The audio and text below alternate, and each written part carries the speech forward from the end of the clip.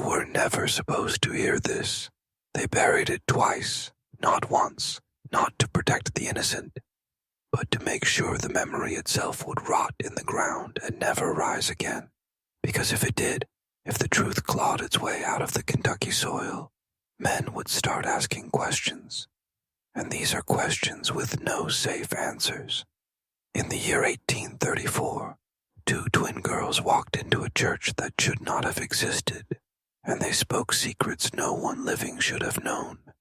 They named the sins of an entire congregation, not with fire and judgment, but with soft voices, and eyes that carried something to enchant for childhood. The people of Pine Hollow thought they had secrets, but secrets only have power if no one can see them. And these girls, they saw everything. What followed was not revival. It was not grace. It was revelation. It was reckoning. And it started long before they arrived. Back in the year 1818, when a different set of twins stood in that same chapel and died under circumstances never written down, not in any public record, not in any family Bible, only in blood, soaked whispers and silent eyes. This is not folklore. This is not legend. This is a documented chain of events buried under centuries of moral cowardice and institutional silence. You are not watching a video. You are stepping into the black root of history, where faith was twisted, where guilt was ritual, where children became mirrors to a past no one wanted to see. What the Morrison twins revealed in Pine Hollow was not a moment of confession. It was an unlocking and unsealing, a tearing open between what we pretend to be and what we have always been underneath. Men do not fear devils. They fear the truth, because the truth burns slower than fire, but leaves deeper scars. You were not meant to hear this story, because this story ends in a place where even memory dies. You were not meant to remember the Mo. Risen twins, because remembering them means remembering what they saw, and remembering what they saw means remembering what we did.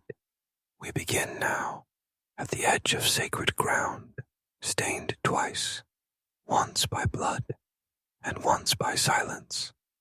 And it is silence that damns us most. You still have time to leave. But if you stay, if you keep listening, know this: once you learn what happened in Pine Hollow, you can never go back. You can never unknow what was buried in the bones of a ruined chapel and the breath of two girls who should never have existed at all. The church at Pine Hollow was never meant to stand that long. It was built by hand, by men who believed their work could hold back the wild. But some things were never meant to be tamed. The hills around the chapel still carry that silence, the kind that presses down on your shoulders, like the air itself remembers what was done there. They said the church was built on faith, but the truth is, it was built on retreat. The early settlers were fleeing something, not just the chaos of towns, not just the politics of religion, but something deeper, a sense that their beliefs had become too compromised, too public, too hollow. So they ran into the woods, built walls, raised children, and buried what they were running from beneath their feet. The founding families of Pine Hollow, the Whitmans, the Dunlows, and the Millers, arrived with strong backs and shattered pasts. No one asked about the children left behind, or the wives who didn't survive the crossing, because to question the past was to risk opening it, and they had all agreed silence would be their salvation. But silence is never neutral.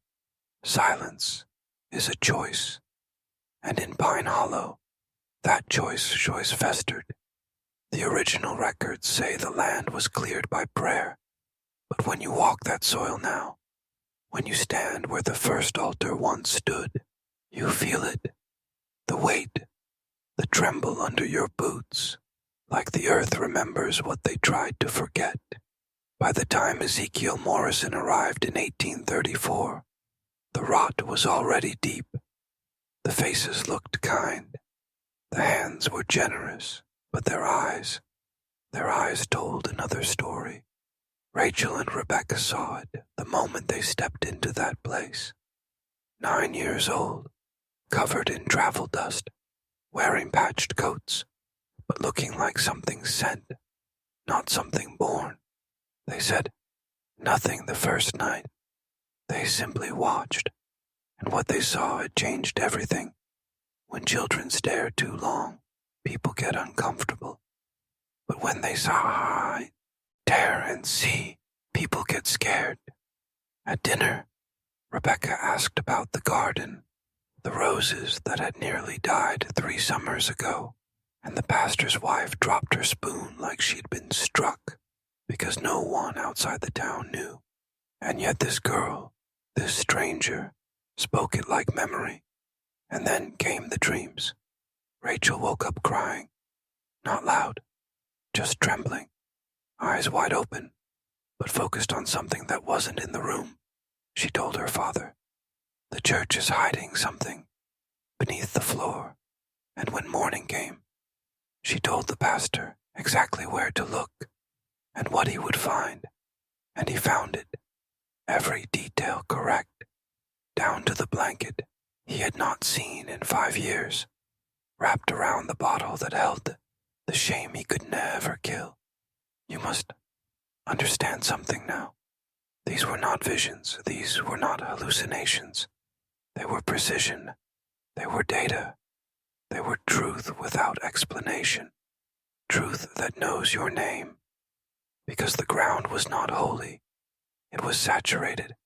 And these girls, these twins, were not prophets. They were mirrors. And when a town this quiet is forced to look at its own reflection, it either repents or it destroys the mirror. And Pine Hollow was never good at repenting. They say time smooths out the rough edges of memory. But in Pine Hollow, time carved scars. It did not heal. It hid. It wrapped the past in Sunday clothes and gave it a hymnal, but it never healed. And on that second day, when the Morrison twins walked into the chapel for morning prayer, the unraveling began. The congregation was small, maybe 40 people, most of them related in ways no one spoke about, sitting in polished rows, heads bowed out of habit, not conviction. Ezekiel stood before them, worn boots planted on rotting wood, voice strong, message simple. Repent, renew, return. But the sermon was not what people remembered. It was the silence that followed. That silence was broken by a child. Rebecca stepped forward, not with a smile, but with that look, the one that made grown men uneasy, that soft, steady gaze that did not belong to a little girl. She walked up to Mr. Turner, the farmer with calloused hands and gold hidden in his walls, and she asked him a question, the kind of question that only a thief would fear. "Is it still stealing, if you promise to put it back later?" His wife gasped, his face drained, because for 6 months he had been skimming from the collection plate, telling himself it was temporary, a loan with no ledger. But the numbers never lied, and neither did the girl. Before he could speak, Rachel approached the widow Whitfield, old Martha, the town's moral compass, and said the words no one else dared to think. "Your husband did not die in a farming accident. He ran. He left. And you still hide the letters he sends from Missouri." Martha swayed like the wind had hit her, because she had lied. For 15 years she wore the widow's veil, while her husband wrote begging for forgiveness from the life he abandoned.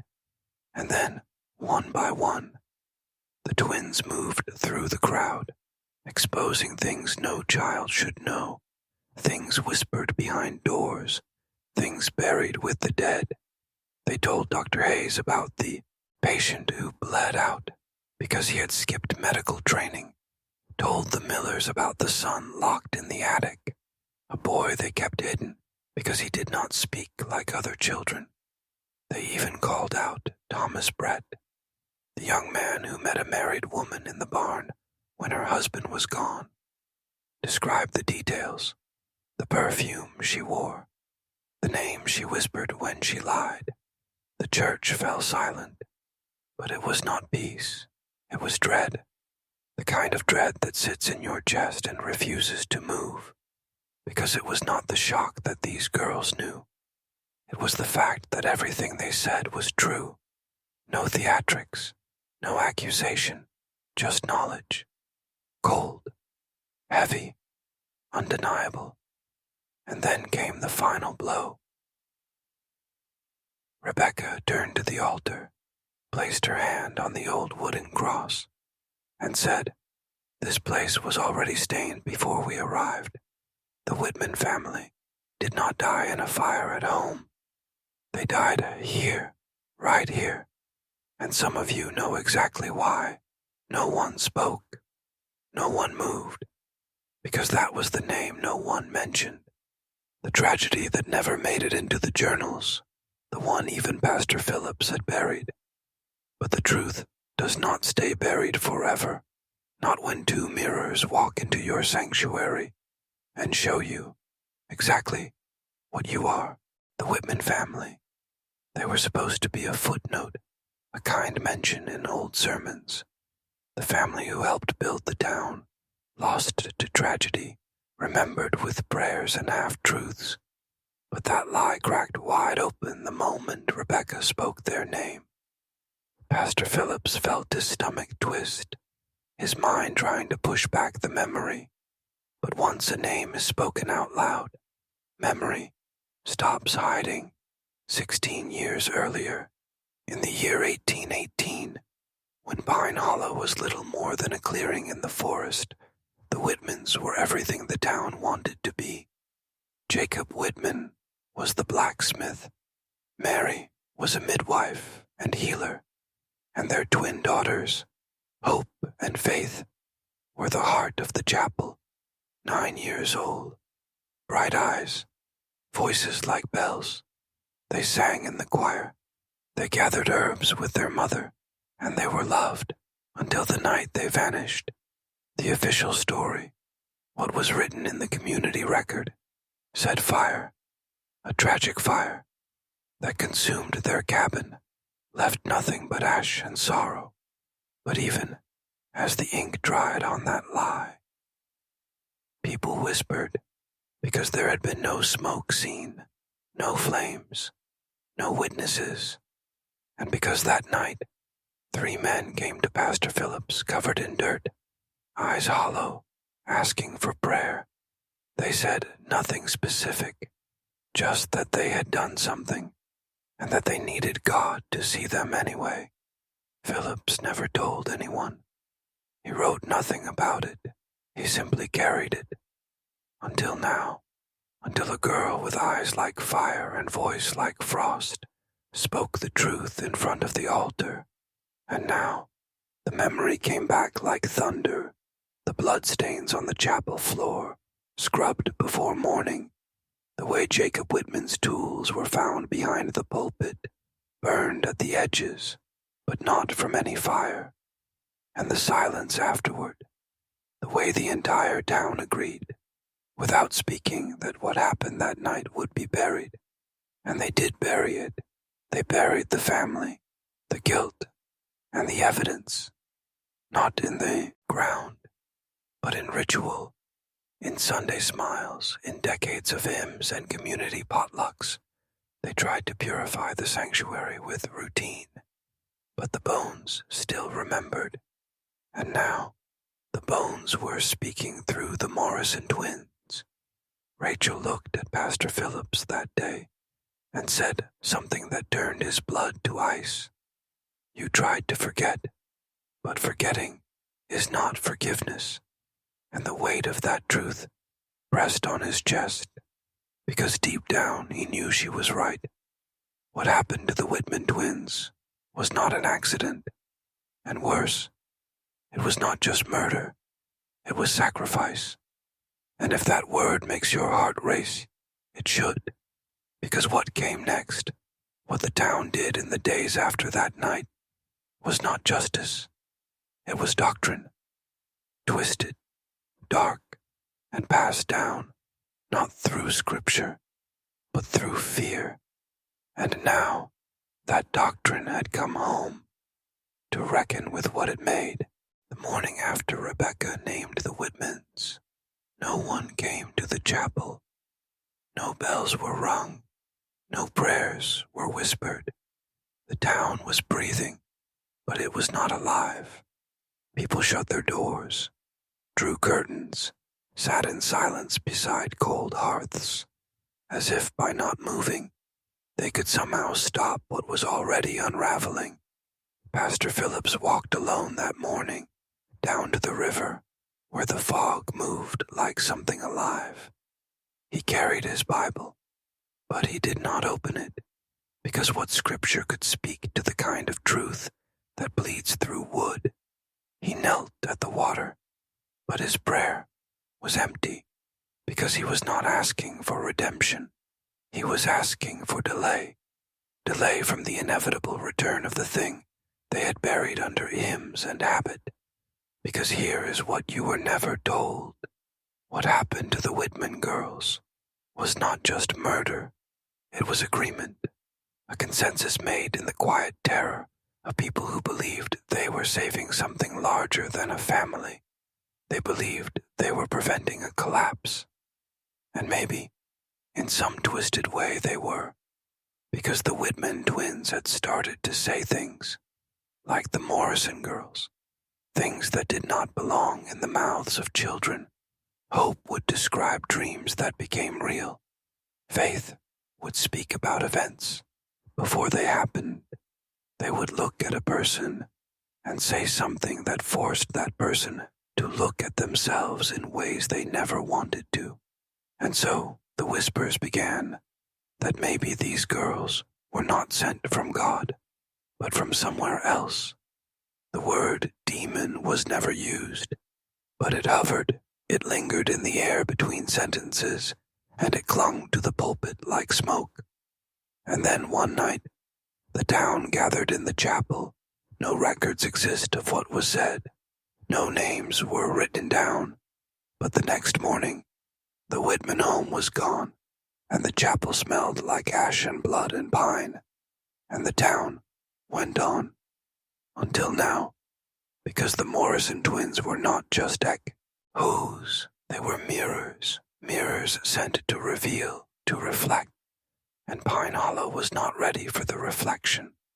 That afternoon, Rachel sat in silence beneath the old tree behind the chapel, and when Pastor Phillips approached, she looked up at him with those strange eyes and said, "It was never about saving the town. It was about keeping the lie safe enough to raise your children in."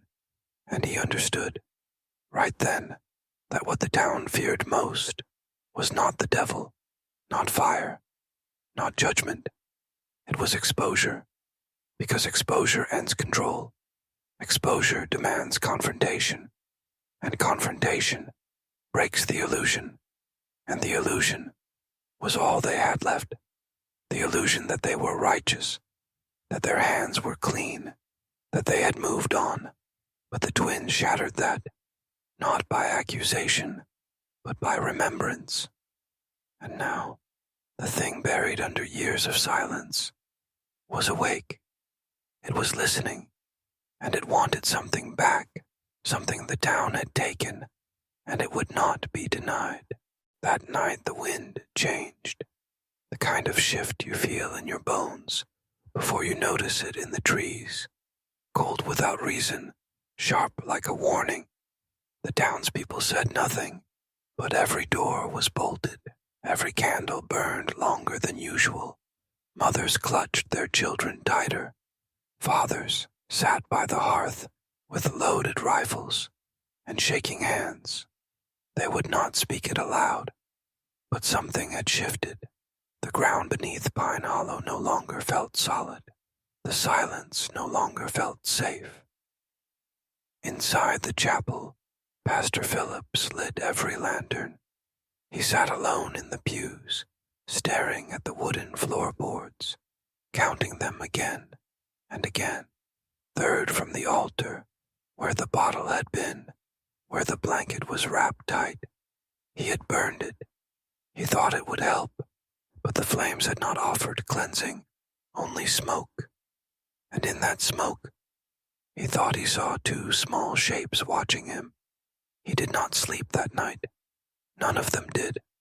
And in the morning, the town gathered, not because they wanted to, but because they had to, like animals drawn together by the scent of storm. The twins sat quietly on the front pew, Rebecca staring forward, Rachel sketching something into the dust with her finger. No one dared speak to them, not even the pastor, until a child cried out. The sound came from the back, a toddler sobbing uncontrollably, clutching at the air, screaming the word gone over and over again. His mother tried to quiet him, but the child would not stop. Gone, gone, gone. Rachel looked up and said one word. Blood, then stood and pointed toward the cemetery behind the chapel. The crowd turned as one, slow, unwilling, but unable to resist, and what they saw split something open. 12 graves, all fresh, none of them dug by hand, and every one of them empty. The earth turned up as if something had crawled out or been removed. The names on the wooden markers, the names chilled them, because they were the founding family. Lies, the Whitmans, the Millers, the Dunlows, all 12. And beneath the last name, carved so lightly it looked accidental, were the words, born wrong, buried twice. The pastor dropped to his knees, because he remembered now, that phrase, that cursed phrase. He had heard it once before, whispered by Jacob Whitman the night before the chapel bled. He said, the girls were born wrong, not evil, not possessed, just wrong, like something old had worn their faces as a mask. And now, the words had returned, as a warning, or as a statement of fact, born wrong, buried twice, and now, uncovered, and someone, or something, had come back to finish what never should have been started. By dawn, the fog had thickened. It wasn't drifting now. It was holding, like breath being drawn before a scream. The town did not go back to their homes. They stood in silence before the 12 empty graves. Some cried, some prayed, but most simply stared, because something deeper than fear had begun to settle in. Recognition, not of the graves, but of what they meant, of what they confirmed, that something ancient had never left. It had only been hidden. Pastor Phillips tried to speak, tried to tell them something comforting, but the words caught in his throat. And then Rebecca spoke again, not to the crowd, but to the dirt. She knelt beside the grave marked Whitman and began humming a melody, soft, low, unearthly, and the ground responded. The soil shifted slightly, as if breathing with her, and somewhere deep beneath, a creaking sound emerged, like wood warping under pressure, or bone adjusting after centuries of stillness. A scream broke the moment. A woman shrieked and pointed toward the old church bell tower. There, swinging gently back and forth, was a figure, a body suspended from the bell's rope dressed in black. It was not moving, except for the sway of the rope in the wind. And then the bell rang, once, twice, 12 times, and everyone remembered something they had forgotten or been forced to forget. The bell at Pine Hollow only rang 12 times when someone important had died, but this wasn't a death. This was a message. Rachel stood now, holding the sketch she had drawn in the dust earlier. She showed it to the crowd, a spiral, surrounded by 12 figures, arms raised, eyes closed, and in the center, 2 children, burning. Pastor Phillips took a step back because he recognized the drawing. It was the mural, the one they had painted over years ago inside the chapel, a depiction of the cleansing. A ritual no one was supposed to speak about, a rite buried in shame and symbolism. The Twas-ins weren't imagining, they were remembering. But how? Unless they weren't remembering personally, but collectively, as if something ancient, something wrong, was using them to finish the story, a story that never should have started, but was now far too late to stop. The people began to whisper, accusing glances, frantic prayers, and the twins. They simply walked back into the chapel, slow, unbothered, as if they were walking home. And when the doors closed behind them, the windows began to bleed, not with blood, but with names, dozens of them, etched in fog and frost across the glass. Names of the missing, the dead, the erased, and at the bottom of every pane, one sentence appeared. What was given will be taken.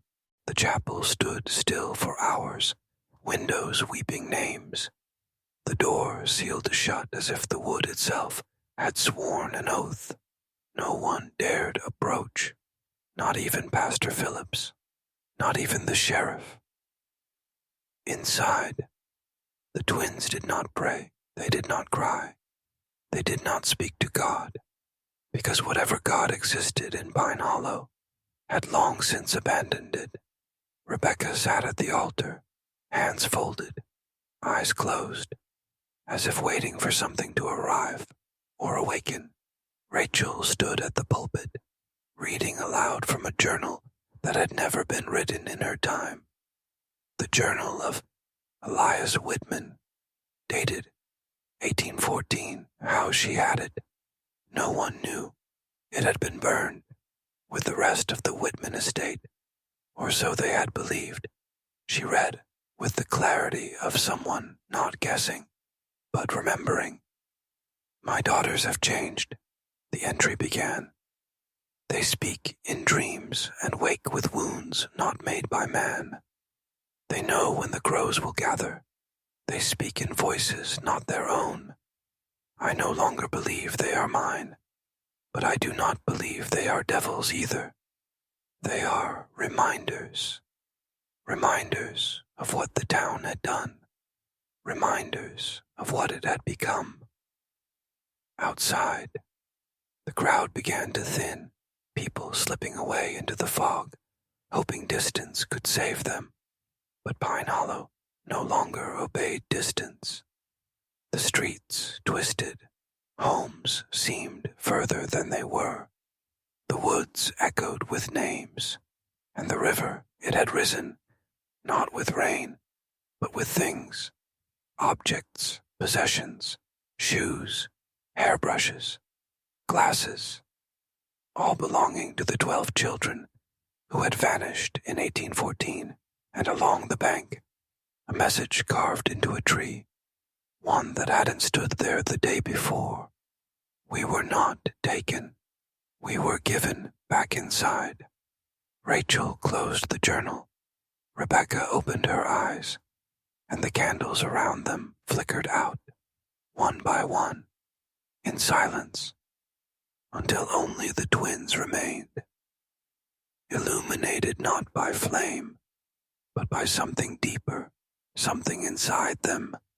They rose and walked to the center of the chapel, where the floor groaned once, then split, revealing a staircase descending into black earth. It hadn't been built.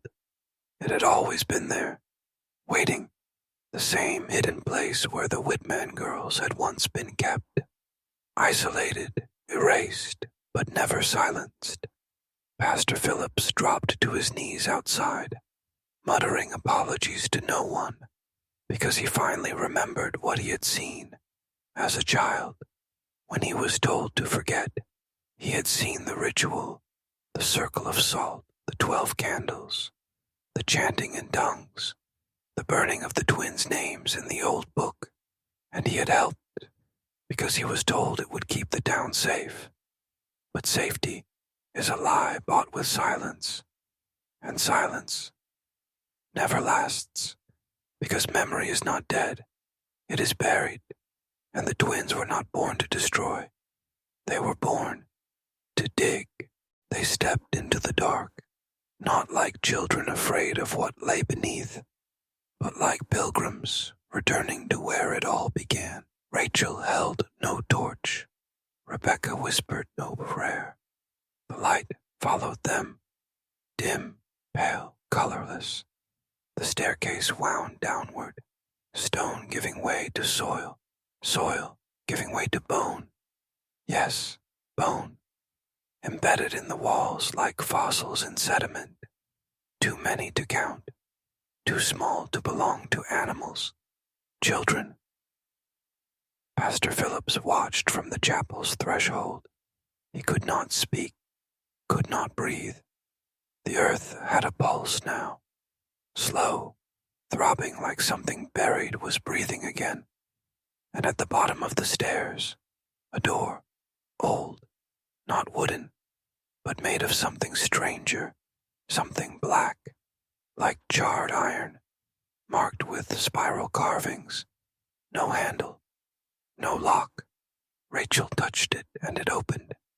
Behind it, silence, not the comforting kind, but a silence that listens, that waits. Inside, the room was circular, surrounded by 12 standing stones, each marked with a name. Whitman, Miller, Dunlow, Blackwood, Crawford Elms, Gaines, Thatcher, Portwell, Sutter, Graves, Phillips. Yes, the final stone bore his name. The pastor collapsed to the chapel floor above, sobbing, because now he remembered why he was made pastor. It wasn't faith, it was inheritance. The bloodline had to be kept close. The guilt passed down like property. Rachel stood in the center of the stone circle. Rebecca joined her, and together they began to speak in the old tongue, the wrong tongue, the one that twists the air when spoken, the one not meant for human mouths. But their mouths were never fully human. Were they? The stones responded. They pulsed, then bled, dark, sap-like blood oozing from the names. On the chapel floor above, the wooden planks splintered and the bell tolled once more. Only this time, it wasn't the wind, it was a response.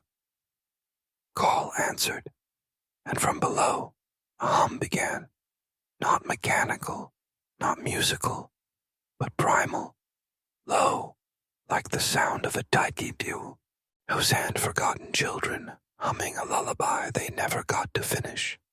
And then, the spiral on the chapel's altar, carved so long ago no one remembered its origin. It began to spin, slowly at first, then faster, and the twins spoke in unison. We are not the curse. We are the memory of the curse. And memory has come home. The stones cracked, the names shattered, and the roots below, Pine Hollow, began to move. Because what had been buried was never meant to stay buried, and the foundation of the town was not built on soil, but on silence. And silence, once broken, cannot be restored. Final descent, the town awoke to no sunrise. Only the low, endless hum, a sound that crawled under the skin, behind the eyes, inside the teeth. Fathers clutched their daughters. Mothers locked the doors they once left open. Dogs stopped barking. Birds vanished. Even the clocks forgot how to tick, because Pine Hollow wasn't in Kentucky anymore. It had slipped, tilted, just a few degrees. But enough to matter. Above ground, the chapel cracked in two, not from age, not from storm, but from truth. A truth so old it had a pulse. A truth that had waited 20 years, 200 years, maybe longer. A truth bound in the bones beneath the floorboards, in the spiral drawn in the ash, in the names we swore we didn't remember. And down in that chamber, the twins stood still. The stones were rubble now, the names erased, and in their place, 12 doors had appeared in the wall. Not wood, not stone, just openings, dark, breathing, shaped like mouths waiting to swallow. Rachel stepped toward one, Rebecca toward another, and one by one, 12 voices echoed out from those black doorways, not in pain, not in warning, but in welcome. The voices of the lost, the 12 taken in 1814, children who were never truly gone, only hidden, only held, until the town forgot, until the descendants of the guilty sat in pews built over graves, and now the descendants had come home. You see, this wasn't a haunting. It wasn't vengeance. It was justice. Worse, it was balance.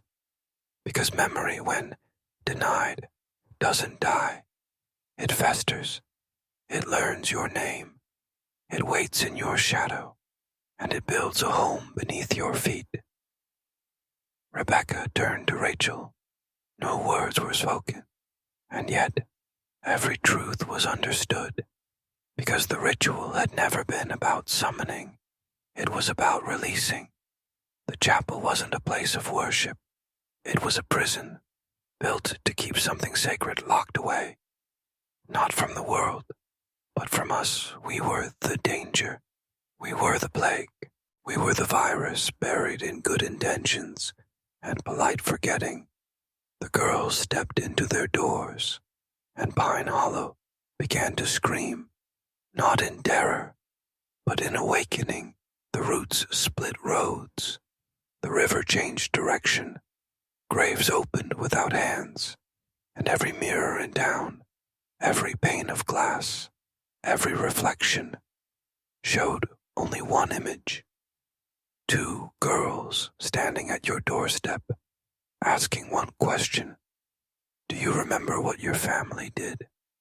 And behind them, a chapel of bones, a staircase of names, and a town that no longer exists, at least not on any map, because Pine Hollow is not a place. It's a punishment, and once you've heard their story, you live there now. They tried to seal the chapel. Boards, bricks, chains blessed in holy water. None of it mattered, because the chapel wasn't the source. It was a consequence. Pastor Phillips locked himself inside his house, scrawled verses on his windows, cried into the pages of a Bible that no longer responded. His last sermon was never spoken aloud. It was written by hand, trembling, desperate. The twins are not possessed. They are possession itself, not by a demon, by memory, by a memory that hates forgetting. At exactly 2:12 a.m., a knock came to his door. 1 knock, then 12 more, 12 knocks, 12 names. He did not assert, but he never left again. They found him weeks later, mouth wide open, as if screaming, but no sound ever came out. On the wall behind him, a spiral drawn in his own blood. Not just a shape, a map of Pine Hollow. But twisted, streets that should be straight now bent inward, all roads leading to the chapel. But the chapel had shifted. It wasn't at the town center anymore. It was below everything. Every step, every street, every home. The town had folded in on itself, spiraled, like something descending into its own guild. And the children, those still alive, those still human, began to dream of Rachel and Rebecca standing at the foot of their beds, not speaking, just watching, eyes black, hands clean, but the air around them felt bruised. A boy named Jonah ran away into the woods, said he heard music, said he saw 12 lanterns floating in the trees. They found his body with a smile carved into his face, not by a knife, by something older than metal, something that remembers teeth. The spiral wasn't a warning. It wasn't a curse. It was a direction. And Pine Hollow had already begun to follow it, downward, inward, deeper, because you don't bury something that never died.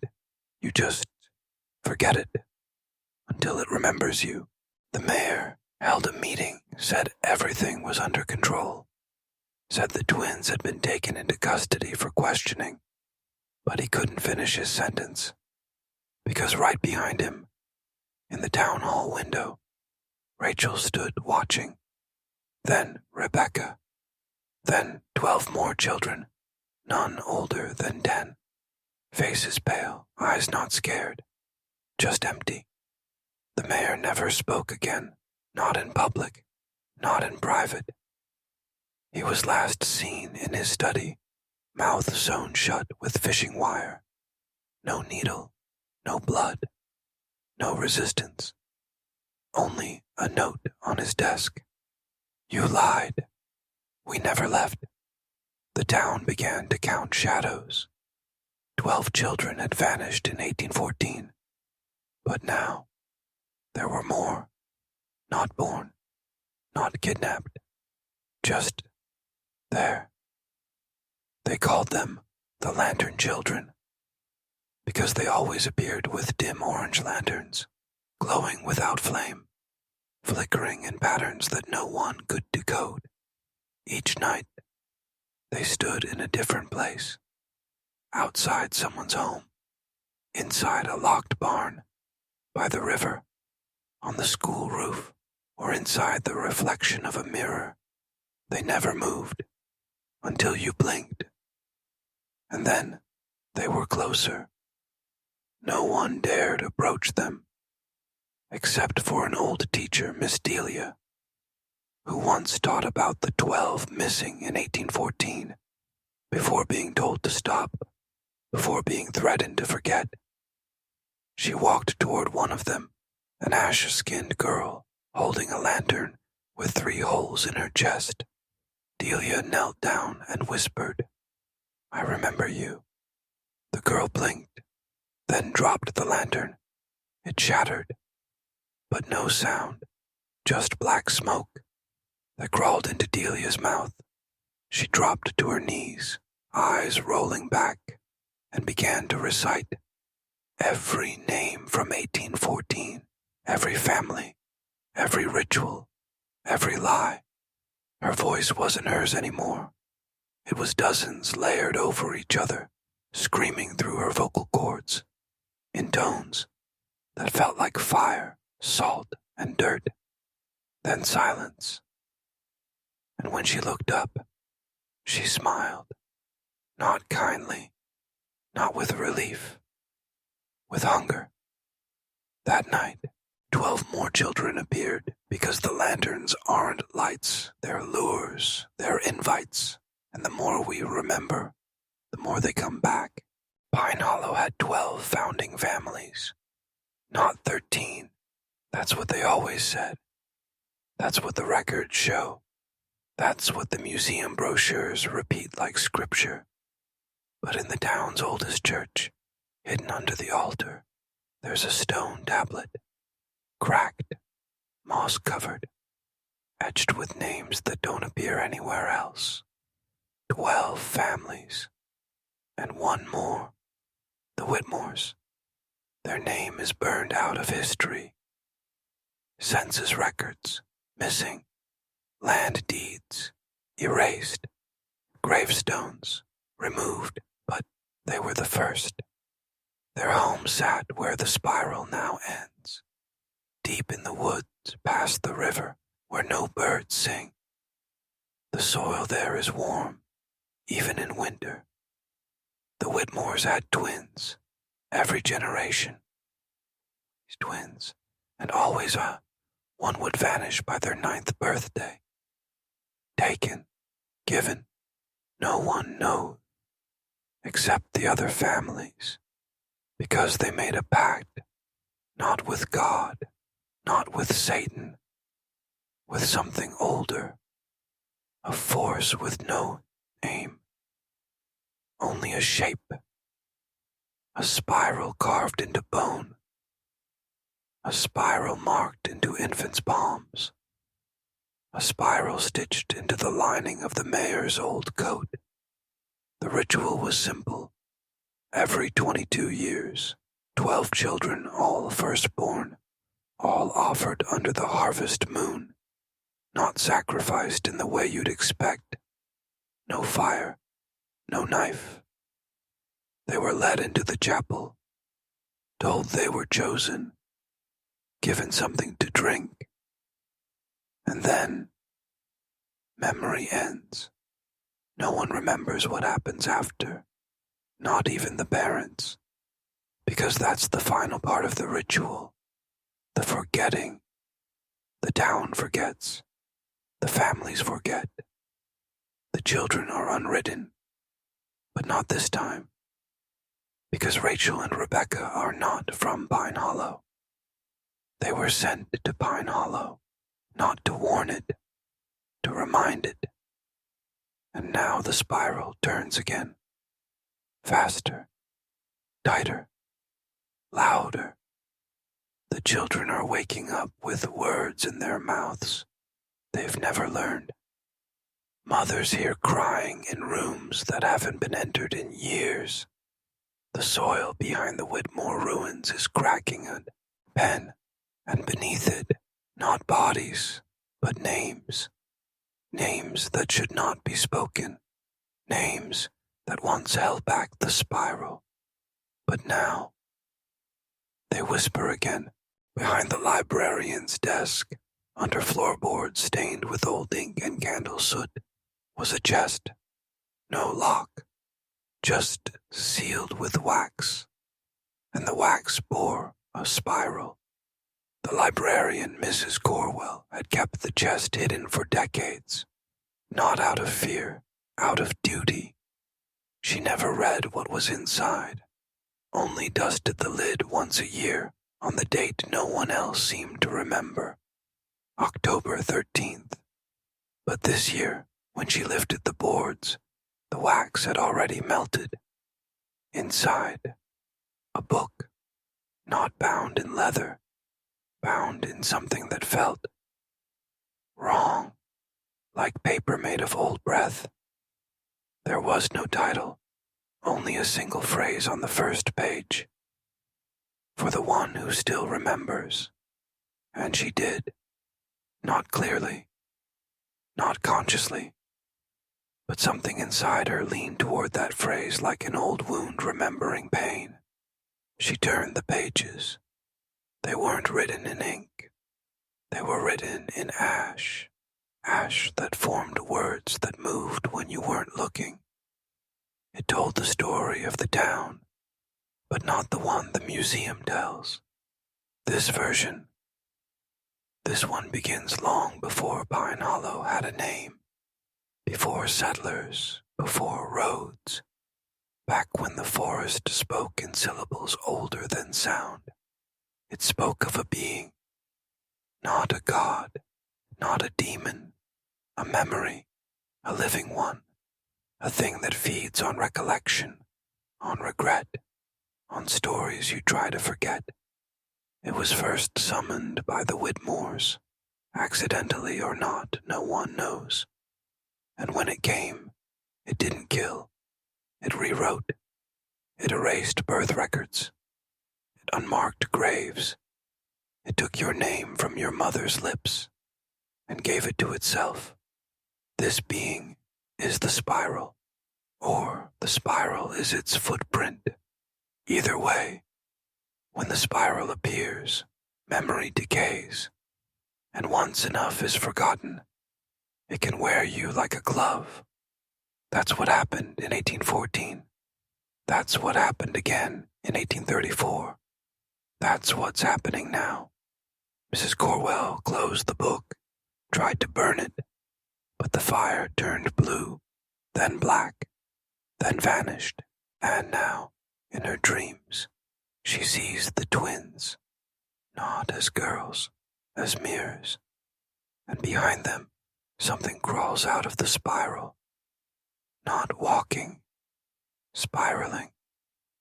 A mouth with no face, teeth made of names, and every time she tries to scream, it shoves another story into her throat. One she never lived, but now remembers. The river that cuts through Pine Hollow is called Black Root. On paper, it's a natural spring-fed body, but old maps call it something else. The line. Why? Because nothing from the other side is supposed to cross. Not animals, not spirits, not people. But 3 nights after the book was found, the river changed. Its current reversed. Its banks began to flood, but only on one side. And then the children began to speak in unison. Not all of them, just the ones born in years divisible by 11, boys and girls. Different homes, different schools, but all saying the same phrase in the same monotone voice. They are returning. They remember what we forgot. At first, parents thought it was a prank, until they checked their children's hands and found spirals drawn in ink that wouldn't wash off. Not with soap, not with bleach, not with prayer. Then came the smell. Like wet iron and cedar, people blamed it on algae blooms, until a fisherman found his boat circling the center of the river, without the motor running, and on the sandbar, footprints. But they led from the river, not towards it, bare feet, but sunken deep, as if the things that made them were heavy, like they carried the weight of forgotten centuries on their backs. Deputies followed the prints for half a mile. They ended at the old Whitmore well, and inside it, they didn't hear water. They heard chanting, low, layered, 1,000 voices speaking one sentence again and again. Memory must be fed. The well has since been filled with concrete, blocked off, fenced, but every night the earth sinks slightly, as if something beneath is pushing upward, and no one knows what to do. Because the town historian, the one person who might have understood, was found wandering the woods, mouth sewn shut, eyes burned out and carved into his chest. You remembered too much. It was never just Pine Hollow. It never could have been. Because memory, real memory, the kind that bleeds when you touch it, is never bound by one place. It spreads like mold beneath wallpaper, quiet, patient, and waiting for moisture. A crack in the mind, or a whisper in the dark, to come alive again. First came a letter, postmarked from Sable Creek, Alabama. It wasn't addressed to anyone, just found tucked between pages of a forgotten Bible in the Pine Hollow Chapel. Inside, we had twins too. They spoke of spirals. One disappeared. The other speaks backwards in sleep. Our mayor's house collapsed inward, but only on the inside. Then another, this one unsigned, from Ashford, Maine. The well is singing again. We hear the voices beneath the snow. One of our teachers drew spirals into every textbook. When asked why, she replied, "So they'll know where to look when the sky goes blank." And then came the videotape. No return address, just labeled, "For those who know." A grainy home video, time-stamped. 7. A child's birthday party in Graven Falls, Oregon. Laughter, candles, streamers, then a frame skip, sudden silence. And in the next shot, the same room is empty, completely, except for one thing. A spiral made of fingernails, arranged on the cake. The children, the parents, the camera operator, all never found. The house was bulldozed, but the basement door kept reappearing on the lot, nailed shut, then welded, then buried. Still, every spring, it returns. Back in Pine Hollow, Rachel and Rebecca have started humming. Same melody, different pitch, each standing at opposite ends of the old chapel. The sound matches recordings from an abandoned church in Belarus, dated 1833, 1 year before the twins returned. There's a pattern, there's a language, but it's not human. It's architectural, like a building designed from sound. A temple not built with hands, but memory, and we're inside it now.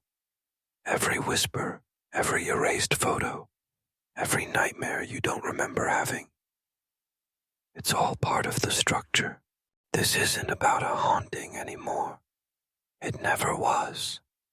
Hauntings are personal, ritual, emotional echoes left behind like fingerprints on cold glass. This is something older, something designed, like a ritual written across time, but missing its final step.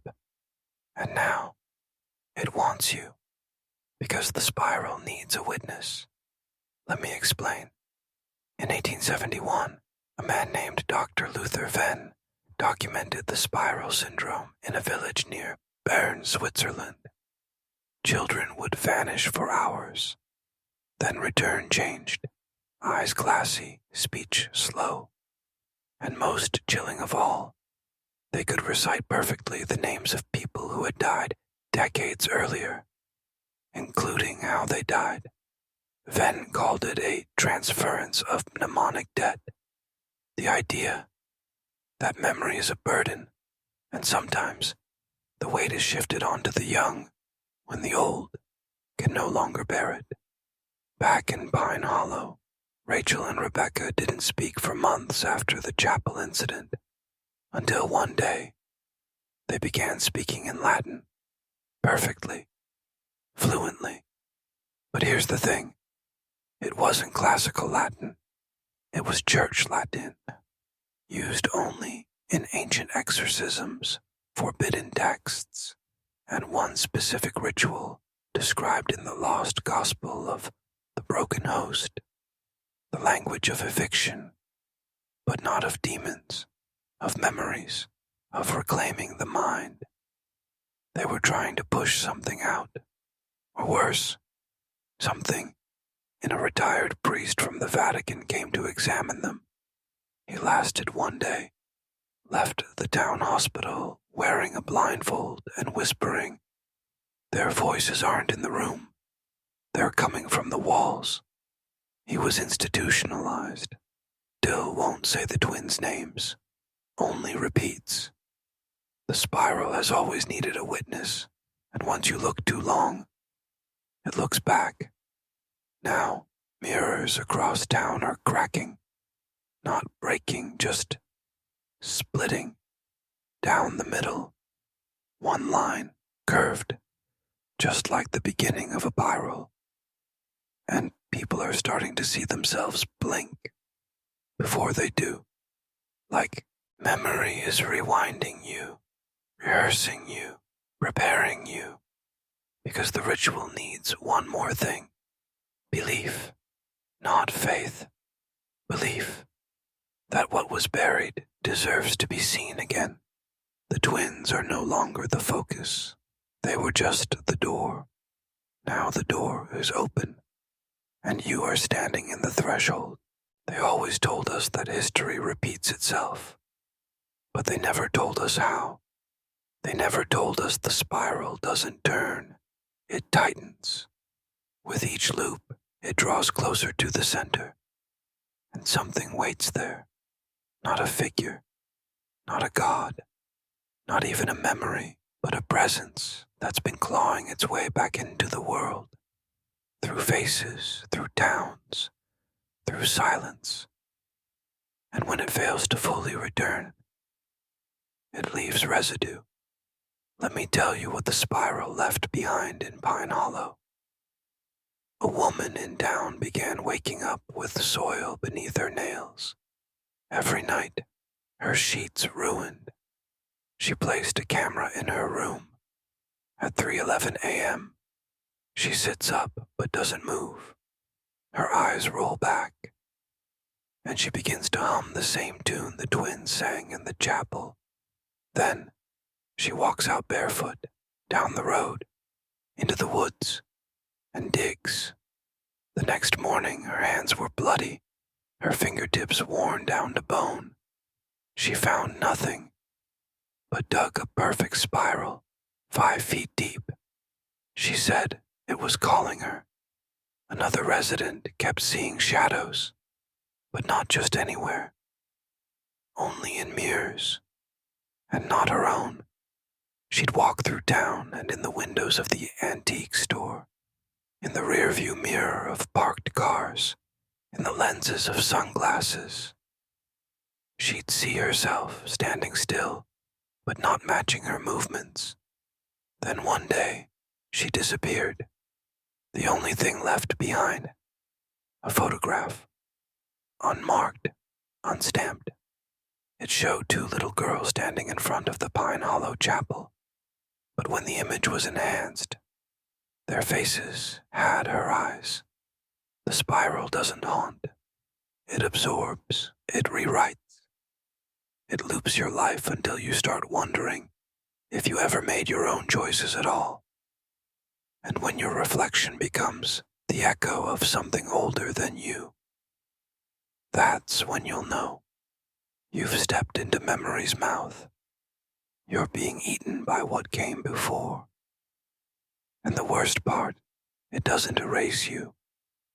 It lets you watch yourself disappear, bit by bit, as the spiral winds tighter, and the past becomes the only thing left that feels real. You think the council was hiding what happened to protect the town. They weren't. They were protecting it. The spiral, the memory, the ancient agreement. Because the truth is this: Pine Hollow was built as a container, not a community, a vault. A ritual site disguised as a town, where the structure itself was part of the sealing mechanism. Every street in Pine Hollow curves inward. Every building was measured against the old symbols. There are no perfect squares in the entire town. Windows, every last one, is slightly off-axis. Why? Because right angles interrupt the spiral. But curves, they invite it. The town council wasn't made up of leaders. They were keepers, caretakers of a deal struck long before they were born, a covenant with something unnameable. In 1849, the original surveyor of the land, Samuel Everhart, filed a sealed letter with the state archives. It was marked to be opened only if Pine Hollow ever ceased to exist. Inside, it read, "This town is the lock. The spiral is the key. If the line is ever broken, may God forgive what spills out." But someone did break the line. A highway was supposed to pass through Pine Hollow in the 1950s. One of the last remaining uncut parcels of road was curved to follow local ordinances. The developer ignored the layout, built straight, cut through the spiral's edge. 6 months later, the twins were born, and something began to leak.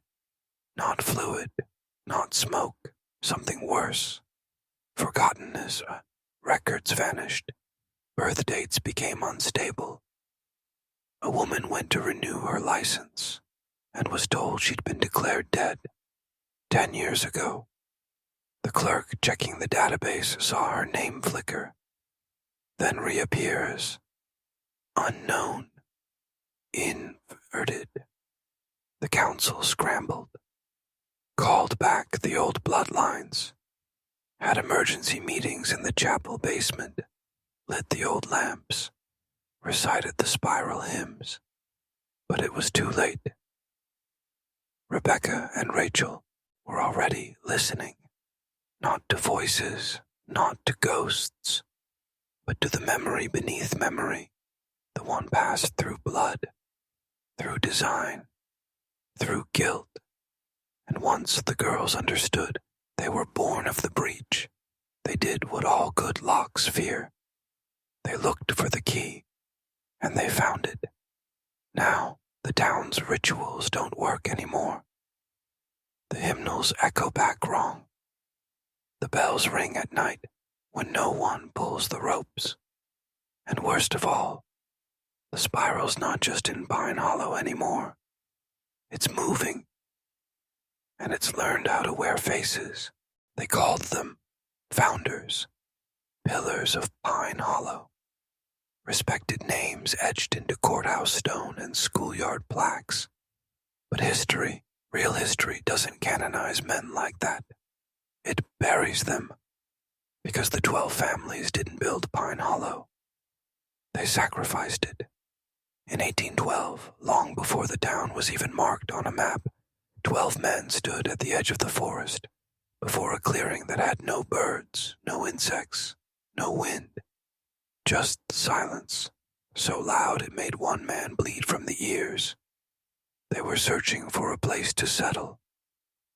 But what they found was already watching them. The journals we do have speak in riddles. The eye that does not blink. The voice that speaks without sound.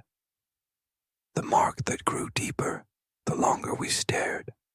One of them, Jonas Whitlock, recorded this in his final entry. We were offered a pact. Build your homes here. Lay your roots. And in return, one generation must be offered every 77 years. The others laughed, dismissed it as cabin fever. But they built the town anyway.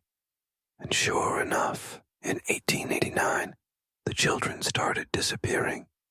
7 at first, then 5 more, all from the founding families. None from outside bloodlines. The council panicked, until a letter arrived.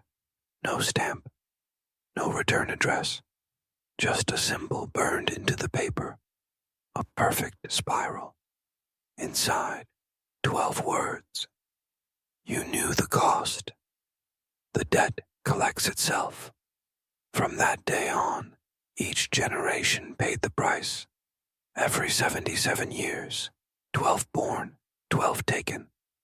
And if not enough children were born, it took adults, mothers, fathers, twins, They tried to hide it with records manipulation, stillbirths, faked deaths. But the spiral knew, and when the count was off, the entire town suffered. Plagues, fires, mass amnesia. But when 1966 came, something changed. That year, the spiral demanded 12, but received only 2, Rebecca and Rachel. And for the first time, the spiral didn't take them. It watched them grow, and they grew into it. They began finishing sentences spoken by dead relatives. They hummed songs no one remembered teaching them. And on their 8th birthday, they each drew a spiral, not by hand, but etched into the wooden floor of their room. When asked why they did it, Rachel only said, "It's what we came here to do. No child should speak like that." But they weren't children anymore. They were continuations. The debt hadn't been paid. It had been reincarnated. It started small. A flicker, a déjà vu. A shopkeeper swears he already sold a woman a loaf of bread that morning, but his till was empty. A teacher writes the same attendance sheet 3 days in a row. Names vanish mid-roll call. A newborn is buried, mourned, and laid to rest, only to be born again 3 weeks later. They called it a glitch, a coincidence. Some blamed pesticides or the power plant 20 miles south. But the spiral has nothing to do with science. It is memory as infection. It spreads not across geography, but across belief, across recognition. And once Pine Hollow started seeing itself wrong, time followed. By the fall of 1974, entire days were collapsing. Tuesdays erased. Sundays that never ended. Children aged backwards in their sleep. A man swore he was 39 for 7 straight years. People began keeping journals just to hold on to continuity. But even the ink began to curve. Some would wake up to find their own handwriting spiraling across the page, not in words, but in symbols. One housewife, Marion Bixley, kept a meticulous wall calendar. Each morning she'd mark an X through the date. On December 3rd, 1975, she wrote in red, "The twins walked past the window again, but they haven't lived here in years." She went to tear off the next page, only to find the entire month of December was missing. Just a blank, white void. No numbers, no lines. Just the faint trace of a spiral beneath the paper. That night, she disappeared. Her house still stood, the furniture untouched, dinner on the table. But no Marion. Her calendar reappeared 2 weeks later, in the hands of a postal worker in Vermont. It was addressed to her husband. Inside, only one note. "I'm still here, but the clock doesn't tick where I am. The girls are learning to unwrite time." It wasn't metaphor. It was warning. The twins had moved past memory. They were in the marrow of the town now, reconstructing Pine Hollow, not from history, but from intent. And every loop of the spiral rewrote the town a little more. Some buildings now face the wrong way. A church appeared that no one remembers building. And worst of all, people are being remembered into existence. Names in school rosters that were never born.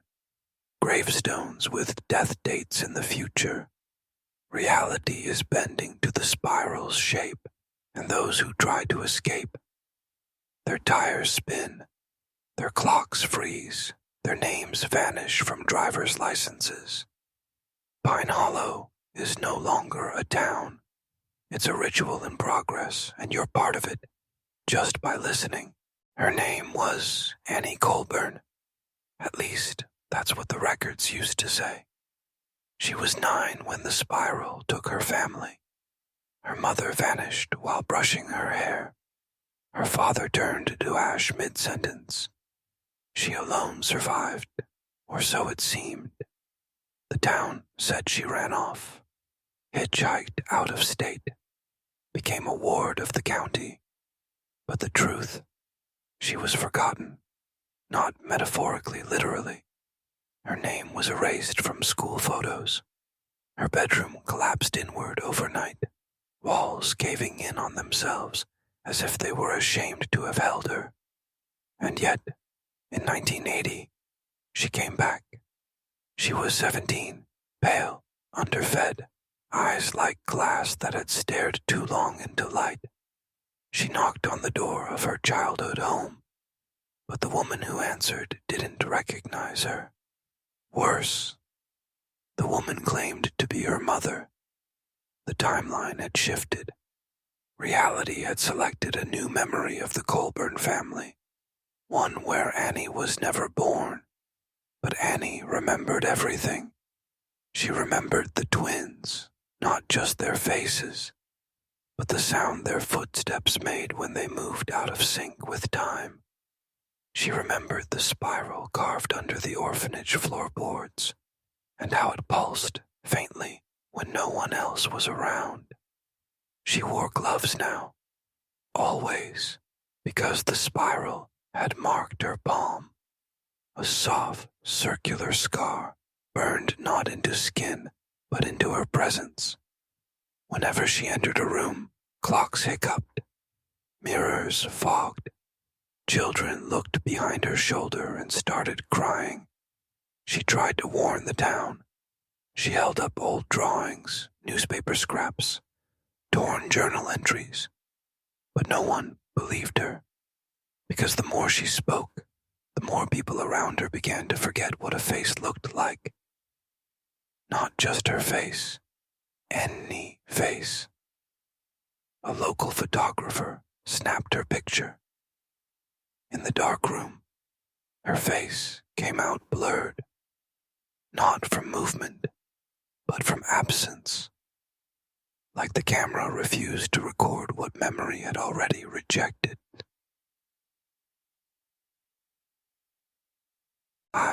She sat in the diner where her father used to eat. She asked the waitress for a coffee.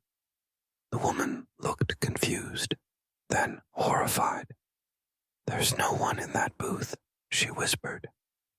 "I just heard the door open and close." The cook confirmed it. So did the 2 regulars at the counter. They all saw the door move. They all heard someone walk in. But when they turned, Annie was already gone. Only a faint, scorched spiral remained on the seat. Since that night, new children in Pine Hollow have reported dreams. In them, they speak with a girl who has no face, who wears gloves, who whispers warnings about twins, and a time. And forgetting, they don't know her name, but they always wake up with a word on their tongue. Run. His name was Dr. Silas Green. Tenured track, Boston University. Folklore, psychological myth-making, and post-traumatic collective hallucinations. He thought he'd seen it all. Urban legends, crop circle cults, backwater mass delusions. He'd chase them down with notebooks, tape recorders, and that smirk all academics wear when they think belief is a virus. He didn't believe. He studied belief. That's what brought him to Pine Hollow in '93. He read about the Colburn girl, about the missing December, about the 12 names that appeared on birth records, but had no bodies, no homes, no photographs. He smelled a story, maybe a book deal, so he came. He interviewed. He recorded. And then he found the spiral. Not a physical one, but a pattern. It emerged in police reports, hospital charts, school enrollment forms. Each time someone disappeared, the number of letters in their name matched a Fibonacci sequence.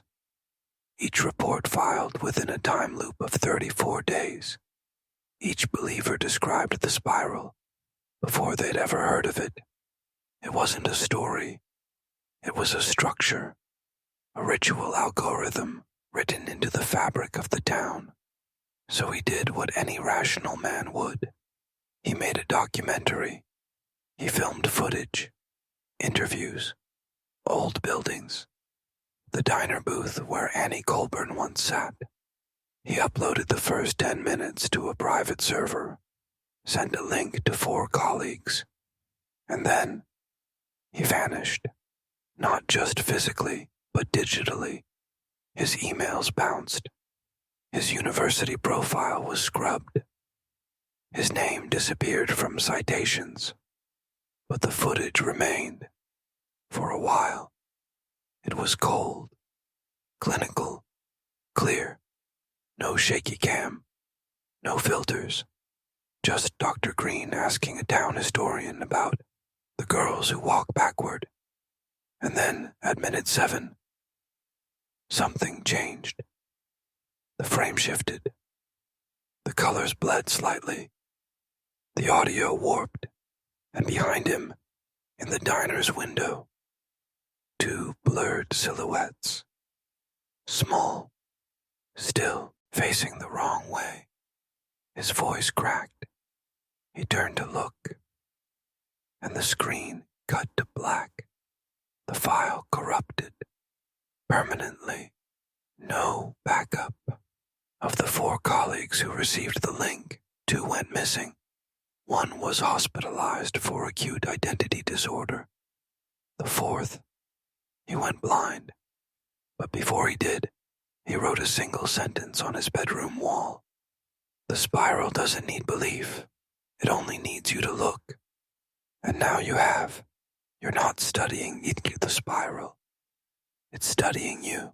They had been seen in mirrors, in dreams, in torn photographs and shadow play between trees, but never heard, not until 2006. A late-night radio host named Jared Elias ran a paranormal call-in show out of Arkansas, mostly pranksters, UFO stories, occasional cult survivor interviews. But on the night of November 3rd, at exactly 3:33 a.m., the call came in. The voice was wrong. Not glitched, not scrambled, just unnatural. Like 2 young girls speaking at the exact same time, but never saying the same word. Each sentence forked, diverged. One twin said something, and the other twisted it as it was spoken. Jared thought it was audio interference. But the phrases, "We are what remembers you." The forgetting is a kindness. One eye sees time forward. The other sees it leak. The altar was never meant for men. They weren't human improvisations. They were fractal thoughts, constructs designed to short-circuit understanding. Jared asked, "Who are you?" The answer was silence. Then the radio went dead for exactly 13 minutes. When the signal returned, Jared was still on air. But something had changed. He was just sitting there, staring into the camera of the studio's live stream, not blinking, not speaking, just whispering one word on a loop. Blackwood, Blackwood, Blackwood. Not loud, not panicked, just surrendered. The station pulled him off the air. He never returned to broadcast. He never explained what happened. But the recordings, they weren't deleted. They were erased, as if they'd never been recorded in the first place. And yet, One listener, a retired audio engineer in Wyoming, had been archiving every show, and he said something no one could explain. When he played the call backward, the twins' voices merged into one, clear, sharp, and speaking directly to the listener. It said, "You don't find us. We are sent to the ones who ask why they were born. The spiral is not punishment. It is how you were chosen. By now you felt it, the pressure behind your eyes, the flicker of something wrong just outside your field of vision, the sense that this isn't just a story, because it never was. You've seen their names, heard their voices, followed the spiral through bloodlines, institutions, and grave silence. But the ritual isn't about the twins. It was never about Pine Hollow. It was never even about the 12 that disappeared. It was about you. This was the test, not to see if you'd believe, but to see if you'd finish. The spiral doesn't want faith. It wants attention. It grows not through worship, but through witnessing. Every second you watched, every time your breath slowed during a name, every chill you felt as the patterns repeated, you gave it form. Not because you were weak, not because you were curious, because the spiral only calls to those who are already spiraling. It finds the broken, the forgotten, the ones sitting in the dark asking questions they were told never to ask. You were supposed to look away, but you didn't. And now we close the loop. This is the final step, not to warn, not to explain, but to complete. The ritual has 4 phases. First, you observe. Second, you recall. Third, you speak. And fourth, you are remembered. So, say this aloud. You must. Say, I saw the spiral. I heard the twins. I remember what I was before I was named. Say it. Because the spiral isn't just a shape. It's a language, an invitation, a mirror. It does not punish. It reveals.